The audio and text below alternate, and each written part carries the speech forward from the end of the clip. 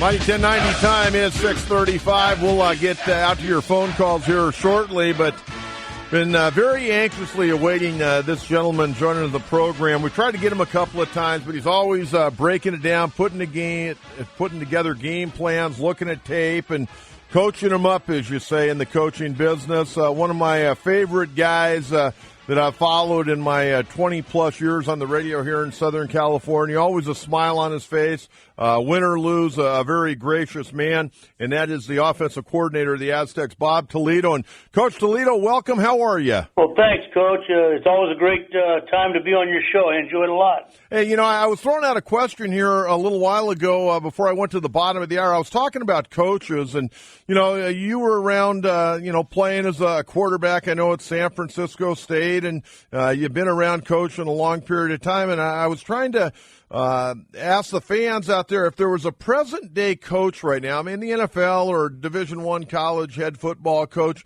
who would you like to play for? Is there one guy that would really pop to your mind?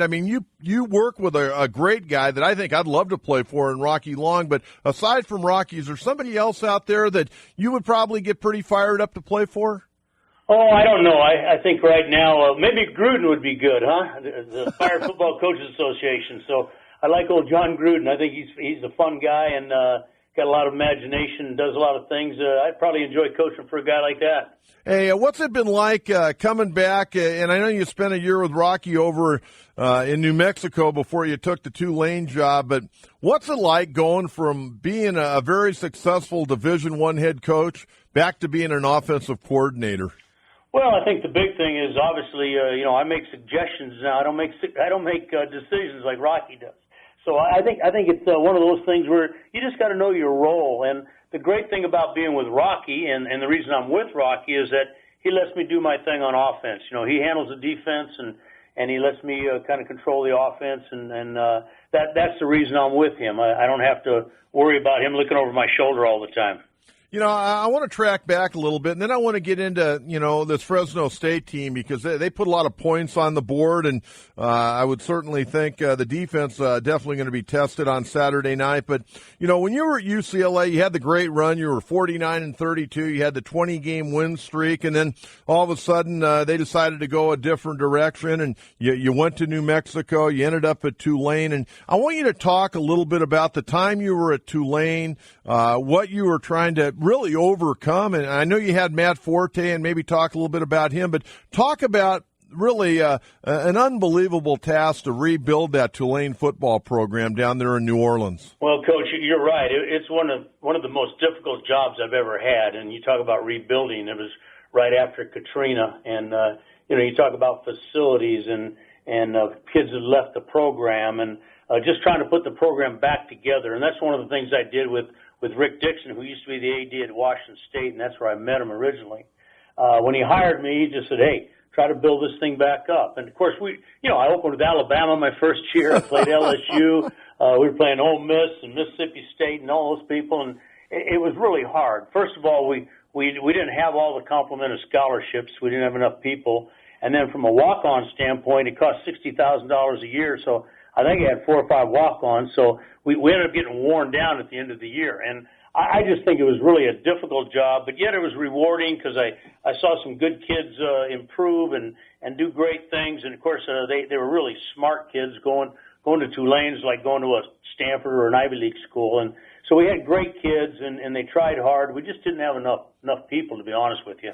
Last night I got home, and I walked in, and my wife goes, hey, I've got We Are Marshall on. So she went up, and I stayed down, and I watched the conclusion of that movie. And I know you've probably seen that at least once, if not a couple of times. And of course, the story, they lost their football team in the plane crash for the listeners out there. And this guy named Coach Lingle came in, and, he was very motivated in trying to rebuild a program. And I said to my wife tonight, I go, that for any coach, a real coach, they want to embrace a job like that, and not that you lost your entire football team in a plane crash, but you had some tremendous obstacles to overcome. But if a guy's a coach and really loves the coach, there's no task they won't take on.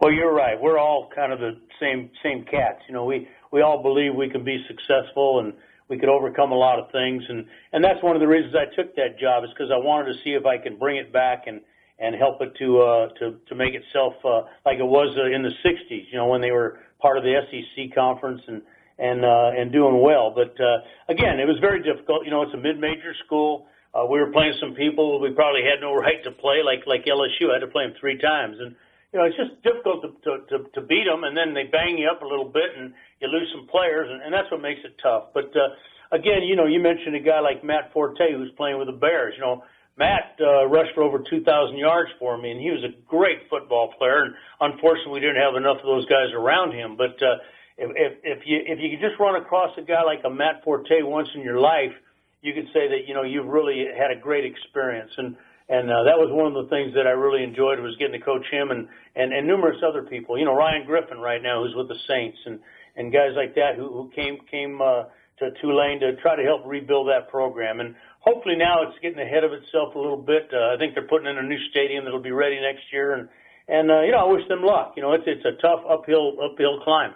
And you mentioned Matt Forte, 2,127 yards in 2007, seventh highest single season total in NCAA history. We're joined by Bob Toledo, the offensive coordinator of the San Diego State Aztecs. When you take a look at Fresno State on defense, I know they've given up a lot of points. They get into some of these wild shootout type games.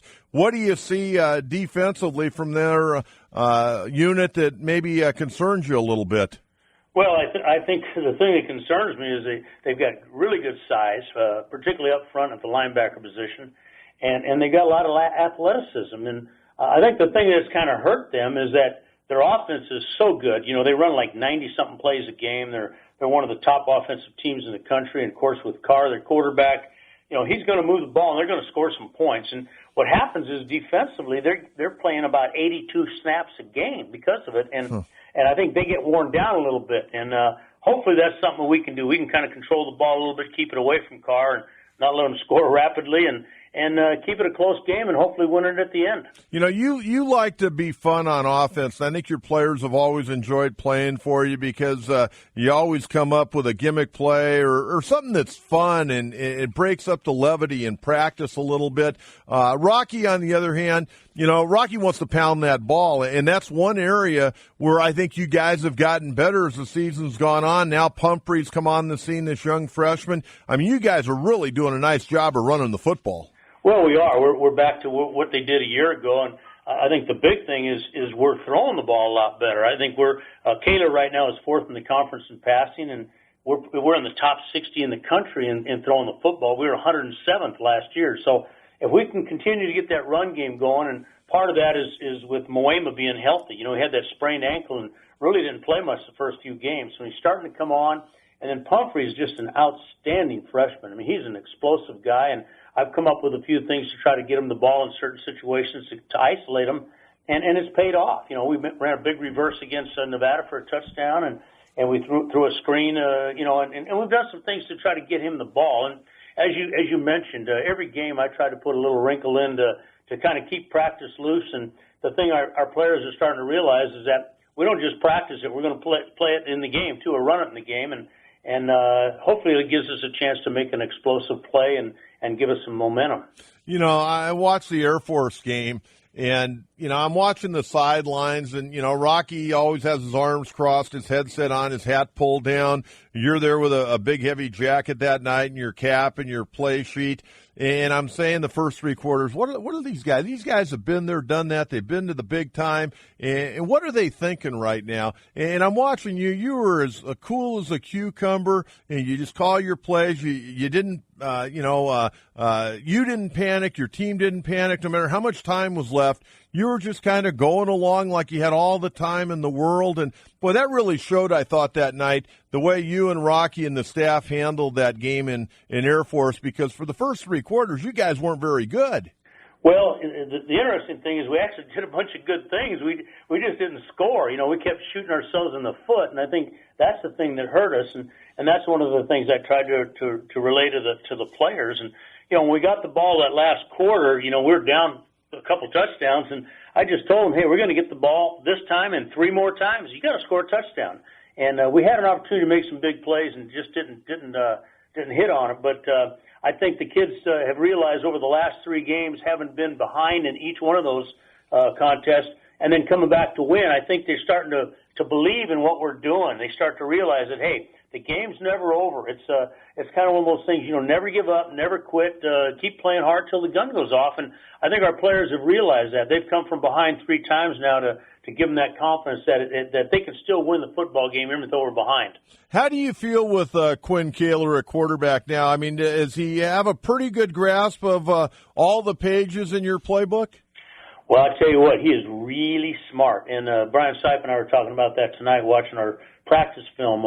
He really does a great job of changing protections, of knowing what the defense is doing.